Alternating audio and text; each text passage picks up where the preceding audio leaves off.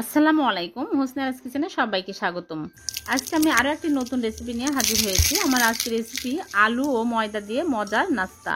এই নাস্তা খুবই কম সময়ে কম উপকরণে বানিয়ে নেওয়া যায়, খেতে খুবই ভালো লাগে। আশা করি সবারই খুব ভালো লাগবে। ভালো লাগলে আমার চ্যানেলটিকে সাবস্ক্রাইব করার অনুরোধ রইল। আর যদি ভালো না লাগে দেখতে থাকুন, দেখতে দেখতে ভালো লেগে যাবে। তাহলে চলুন মূল পর্বে চলে যাই।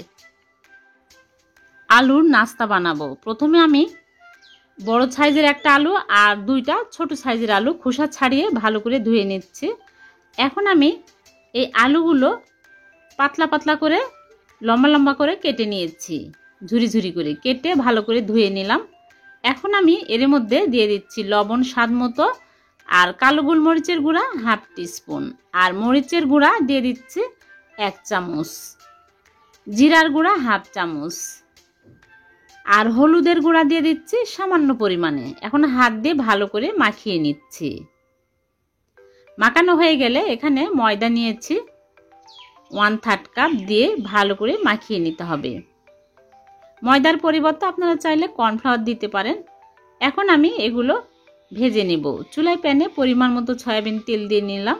তেল গরম হয়ে আসছে। এখন আমি হাতে অল্প অল্প করে নিয়ে এরকম চেপে চেপে দিয়ে দিচ্ছি।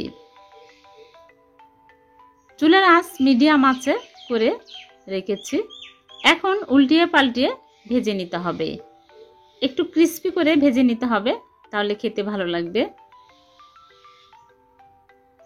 খুবই কম সময়ে এই নাস্তাগুলো বানানো যায়। ছোট বড় সবাই খুব পছন্দ করবে। হয়ে গেল ভাজা, সব ভেজে তুলে নিয়েছি। দেখলেন তো কত সহজে বানানো যায় এই নাস্তাগুলো। বিকালের চায়ের সাথে খুবই ভালো লাগবে।